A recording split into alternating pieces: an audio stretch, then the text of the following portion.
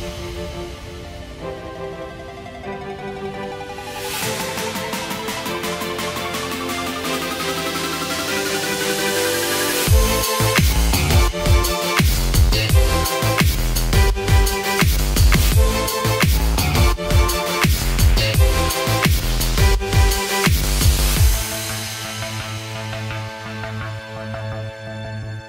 NHL gamers, welcome to Helsinki where we're at the EA Press event. With me today I have Sean Ramjagsingh, producer of NHL 19. Thanks very much for having us at this event. Thanks for having me. Thanks for having me on. Let me start by saying, giving a huge thanks to all the NHL gamer community out there for all of your fantastic beta feedback. I'm really excited for all of you to get your hands on the game when it launches on September 14th. See how we've incorporated a lot of the feedback that we got from you guys, from the community, and really just trying to dial in the experience for launch. So huge thanks. Thank you very much. And there you have it. Your feedback matters, so let's keep it coming, guys. Let's start off with some gameplay questions. These are this is questions from our community, off of Twitter, off of Facebook, and off of our community boards. Let's get this one out of the way first. The players are still very curious about the implementation of the Frostbite engine that's been hinted during the past few years. Can you give us some developer insight on how hard it is to port existing solutions like the RPM tech that massively improved the skating this year to a new engine? How hard is it? Yeah, I mean, I guess the best way to categorize a transition to Frostbite, now that we've got to see it firsthand in the world of EA Sports with FIFA going to Frostbite, Man going to Frostbite, it's challenging. I think the best way to explain it would be it's like moving on to a new console. So it's a lot of effort just to get onto the new engine, and then you need to build new features that actually add benefit to fans on top of it. So for us, it's been fantastic sort of to see the journey that both FIFA and Madden have gone on, so that we can help sort of build our strategy for when we want to get out to Frostbite as well. All right, thank you. Second question, we've heard this a lot, and for example, at an interview at Gamescom 2016, it was mentioned that you're working on getting the sixth skater, aka the goalie, to play the sixth skater when on a delayed penalty call. What is happening with that? Have you changed your mind, or is it something that you can't quite get right? No, absolutely haven't changed our mind on it. I think it's something that we still talk about every single year. For us making sports games, our biggest challenge is time for us, and we have 1 year to kind of build the game, take all the feedback from all the fans, incorporate the feedback, come up with new features, and so it's just a priority exercise that we do, and we talk about it every single year. But we had to make some tough choices every single year as well. So unfortunately, we haven't got to that yet. But we absolutely hear the community asking for it, and we'll look at it. But hopefully this year the community's excited about the changes that we've made in expanding the EA Sports Hockey League and building a more encompassing World of CHEL experience with multiple different experiences.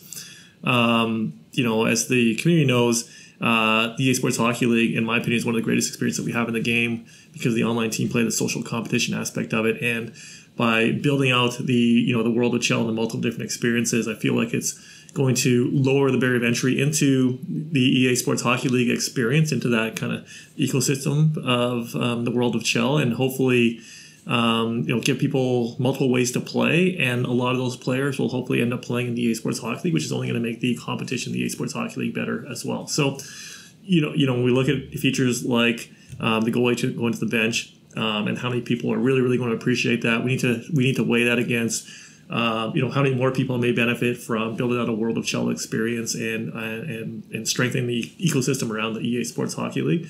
Unfortunately, we can't do everything that we want to do every year. To give you a little insight into the development process and pull the curtains back a little bit. When we start off thinking about the next year's version of the game,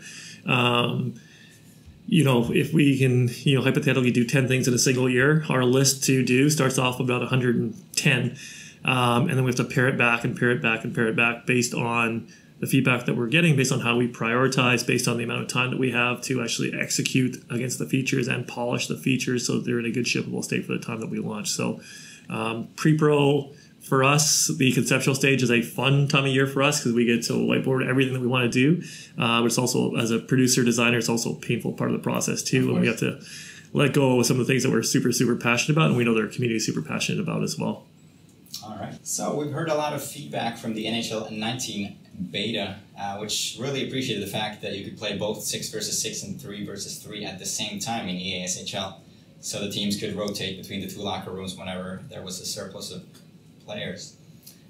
Did you also look into adding observation features that allow team members to watch currently running games? Or I guess this would be a more in-depth feature, but at least get that 13th player in there for some streaming action. Yeah, I hear you. I love it. I love it too.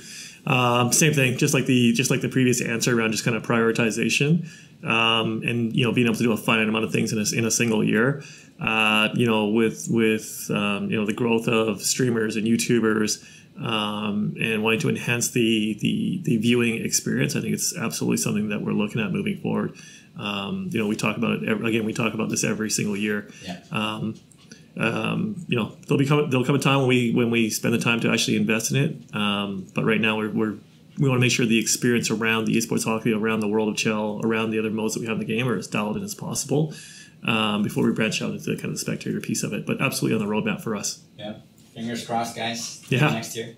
Well, this is about goalies. A lot of the goalies have adopted to the new fixed camera angle, but some also like to use the overhead camera angle, and it's really helpful to see the passing lanes and stuff like that. There was a question from the community about, have you thought about making the goalie translucent whenever the puck is in the slot and players are using the behind the net camera? That's actually a really good idea. I don't think I've heard that come up in any of our brainstorm sessions, but it's absolutely something we can take back. I think it's actually a great idea. Yeah. We have talked about things like making the boards go a little bit translucent when the puck is against the boards, but same kind of philosophy can be applied to goalies as well. I like it. Yeah.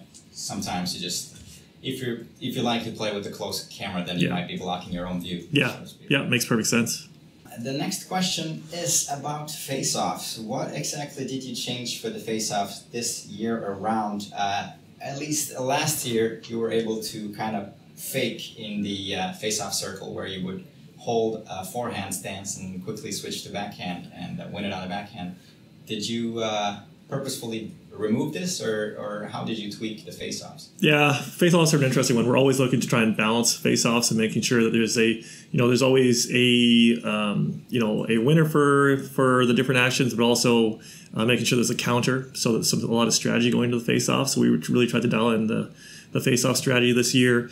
Based on the feedback coming out of the beta, we have some changes coming that we're still trying to dial in around kind of what beats what, especially when we talk about forehand versus backhand grip versus tie-up. Yeah. So we've been working closely with our game changers, with the community around sort of what the right way to implement kind of what beats what there based on some of the early feedback that we got. So face-offs are an ongoing thing for us around just really trying to make them as balanced as possible, and continue once we launch the game to get the feedback from people and make adjustments on the fly with it. All right, but it's good to hear that it's being taken into consideration. Yeah, it's a big part of it's a big part of the game. It's a big part of winning and losing. It's puck possession, right?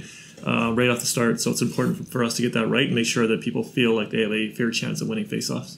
Absolutely. I was absolutely garbage myself in the beta, so hopefully it was the game and not me. Yeah. All right, moving on to EASHL. Previously, we had the ability to nominate captains and alternate captains for the team. Is this something that you guys are bringing back? It won't be there for lunch, but it's something again that we're looking at. We hear the community when they talk about captains and assistants in Hockey Ultimate Team as well, not just the Esports Hockey League. Yeah. So it's something that we know the community wants, and we're looking at that too. All right. It's a nice little small feature. It's a nice little small feature to do, but I know it has some significance with the community. Absolutely. So we might see it in a patch. We'll see. We'll see what happens. Maybe. And the yearly question about the practice mode in EASHL. Of course. Well, I guess we can safely say that it's not in the game currently. That's right. But as far as community feedback, how do you see it as being a requested feature? At least in our community, which is very heavily sixes based. Yeah. It would make a huge difference to be able to practice with your buddies and talk about. So. Absolutely understand the importance of the feature, especially with 6v6 competition kind of heating up, and also with our investment in the World of CHEL and getting more people playing in and more people getting to practice. I remember when I started playing the Esports Hockey League, It looked like, 5-year-old kind of soccer chasing the puck around, or 5-year-old hockey chasing the puck around with no structure. And then you'll start playing with some of the better players. I remember seeing the Game Changers come in for the very first time, watching them play and playing with the amount of strategy that they had and face-off plays that they had, and everyone playing their position. Yeah. It was incredible. And I think being able to practice is a big part of sort of the learning curve in the EA Sports Hockey from a team play perspective. I hear the community on that one as well.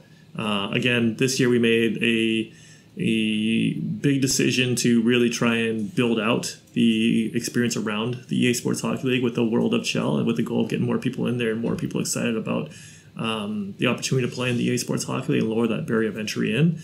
As we get more players coming in, hopefully this year with NHL 19 into the World of CHEL, I think then we'll see a demand for more people that want to use a practice mode just to get better as a team. So I think it'll be an important tool for us for getting kind of newbies that are in that world of the EA Sports Hockey World of CHEL to more competitive in the EA Sports Hockey League. All right, hope to see it in the game in the future. That actually brings me to another point about Ones, which is a fun introduction to the game this year, where you can play at least against random or match-made people, but will you be able to play against your friends in this mode? You won't be able to play against your friends on a couch. So this year we focused on the World CHEL and the online space and the online competition, and giving you a place to play with your character as part of the unified progression system. Again, as a way to kind of lower the barrier of entry into the EA Sports Hockey League experience in the World of CHEL. But already, even coming out of the beta, a lot of the beta feedback that we got was around, man, it seems like a perfect kind of couch play type mode. Let me play with a couple of my buddies on the couch and let's battle it out there. So it's something that we're looking at for NHL 20, and we'll see where it lands. Does that also apply to playing your friend over the internet? Like, you can't invite somebody into a one session? Absolutely. Yeah, absolutely. Absolutely understand the importance of being able to invite a friend to play or invite a team to play against. So, something that we're looking at as a very, very high priority for us. Okay, cool. Finally, about EASHL, what are the plans to make upload of custom logos available for their teams? I love it. First of all, I'll say that I love it. I think there's challenges with it too, though, right? Anytime you're uploading content into the game, how do you moderate the content that's going up there? That's the big one. Can the community self-police it or not? Yeah. How do you get around licensing issues where people want to put a Spider-Man logo or something like that? How do you get around the licensing issues as well? So the moderation there is the real challenge with it. Right. But I mean, when we are going down this path of self-expression of your character and customization of your character, making it truly unique to yourself, I think these are some of the tough questions that we need to challenge ourselves to try and figure out. Yeah, and maybe with some of the bigger communities where we have well-established teams that are playing at a high level, maybe we could cooperate on some level and only provide you with logos that are actually usable in the game. Or do I hear the NHL gamer community volunteering to be the moderators for this feature? Absolutely. We're on it. It's on camera, right? Just give us a call, okay? We'll figure it out. No, but there's a lot of teams making very good self-made content. Very original content that is absolutely beautiful and would deserve a place in the game. I 100% agree. Okay, franchise mode.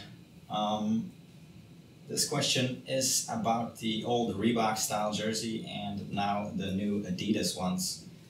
So when creating your jerseys, will they now be the Adidas jersey, or are they still the Reebok style? They should be the Adidas ones. I actually don't know 100% for sure offhand. They should be the Adidas though. In fact, we could probably check it after. True. Yeah. We can check that out.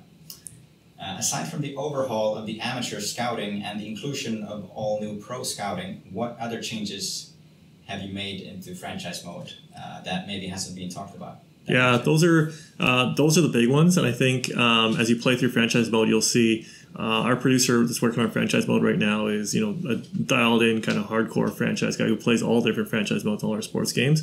So a lot of just kind of quality of life type fixes, a lot of it sort of user flow stuff, a lot of changes there that he's made. Those are kind of the big ones. Yeah, really big change to the menus this year. Big change to the menus as well. Yeah, he's probably the right guy to give the detailed answer to that. Yeah. I personally myself, I play more of the online modes. I play more of a EA Sports Hockey League. I'm more of a Hockey Ultimate Team. I'm not as much of a franchise mode player. But you know, I'm pretty excited about the changes that we have made with our scouting this year. I think that the team's done a fantastic job of sort of making a big change with that feature for our franchise mode fans. Sounds good. There's a question about languages in the sense of commentary for the game. Are there any plans to go beyond English in the commentary? I know in the past we've had some Finnish and possibly Swedish commentary, but anything happening on that side? Yeah, it's been a while actually since we've had kind of localized commentary here. No plans right now.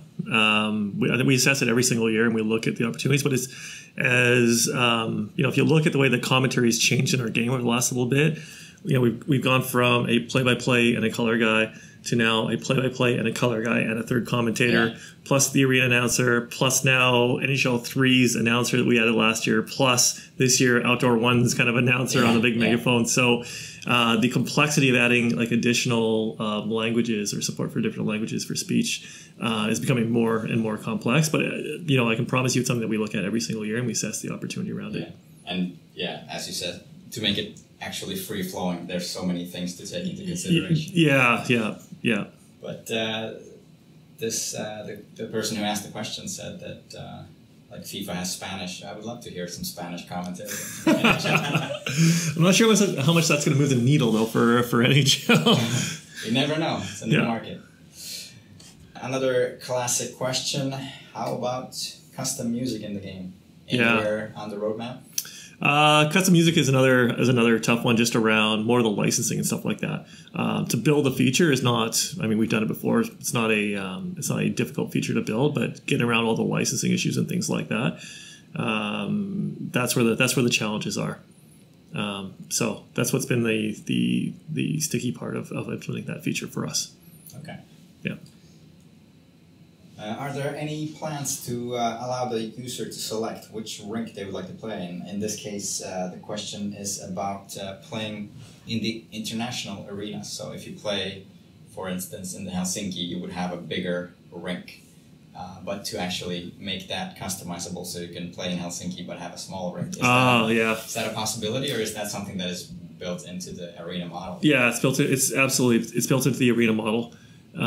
So we build the rinks to spec as best as we can and have them locked.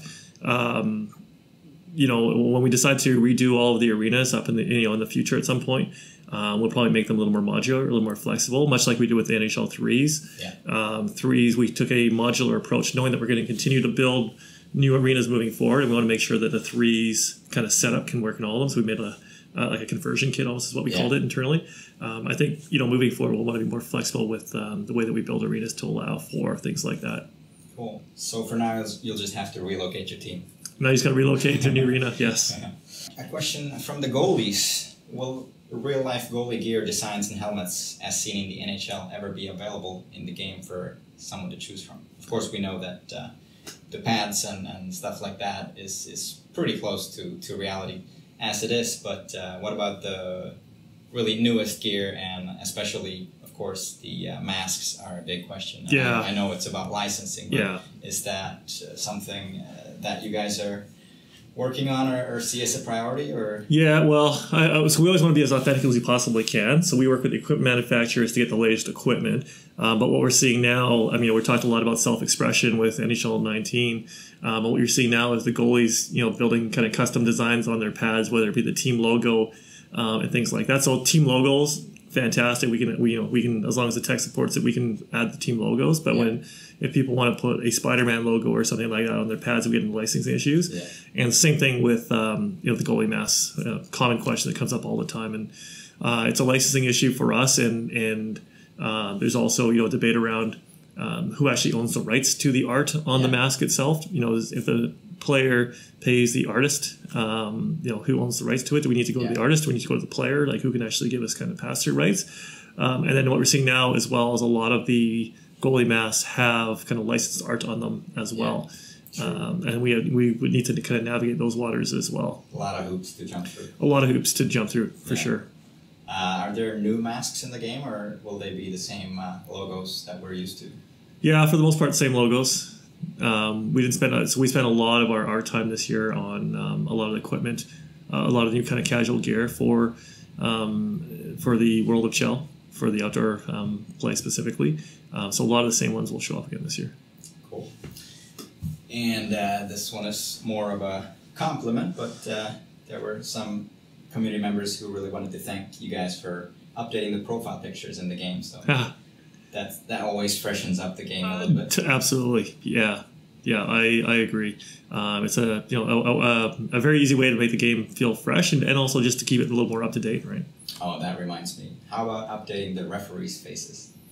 And the cameraman. I get so frustrated. I've watched those same guys for years and years. Oh man, maybe we'll switch them out. Maybe we'll switch them out next year. Maybe we'll get you in there as a ref. Just that little switch will make the game feel fresh. Yeah. If you're watching the same stone face every year. Yeah. You want to be a cameraman? You want to be a ref? What do you want to be? Just put me in all the faces. All right. Entire crowd. All right. That one gets still. 4th of April thing. Got it. What is it? Little April Fools? April Fools, yeah. Well, we actually checked it out before this interview, but regarding saving line changes in online versus, you're currently able to do it within your session. So if you're playing a session with Winnipeg, your lines will carry over through that session. But when you switch teams or move away from that specific game mode, you will lose your line changes. Could you explain a little bit more why or what's difficult about making this savable feature? Yeah, it's just really on the back end and having the save functionality kind of carry over between modes and exiting out. So there's just some back end complexity in terms of that save feature, and it's something that again we've been looking at for a while and trying to make it better along the way, but we still don't have like the full solution in there yet. Yeah. And again, for us, like so many of the things the community is asking for, it just comes down to a priority call on doing a bunch of the little things versus some bigger features. What's the question? What do you want to ask? Well, I guess mainly like, have you made changes to the competitive seasons and Hut Champions? No, we haven't made any changes to Hut Champions specifically. Okay. No. The biggest change with Huts, we have a objective system and an objective system as the kind of the hub of the experience now, and milestones that you can chase to unlock. We've also done a lot of work with our first-time user experience to kind of get people through the flow and understand how the mode works. It can be a little bit daunting, especially for new people going in. Yeah. And then we've also, the other big thing for us, the major change for us is around just the economy redesign and trying to start players now at a much lower rating, so you have much more room to grow. And dialing back kind of the amount of promotions that we have on a weekly basis as well, so we can have a little more controlled progression. That actually reminds me of a thing I've been thinking about. What about selling multiple contracts, for instance? Like, I have currently in NHL 18 probably 700 contracts and healing cards, and I would have to sell them one by one. Is there any plans to make that a little bit more quicker? Yeah, so we simplified the whole contract and healing system. So basically, a contract card or a healing card, they're kind of standardized. Yeah. So you don't have to kind of weed through all the different contracts and healing cards. Right, so really try to simplify that process, because the gameplay value associated with that didn't warrant sort of the tediousness of having to manage all those cards. I agree. Yeah. But no quick sell feature yet for multiple items, except for when opening packs? No quick sell, no. Okay. Cool. Well, there you have it, guys. Thank you very much, Sean, for taking the time. Thank you. We get a chance to maybe play a game or two later. Let's do it. Cool. Thank you.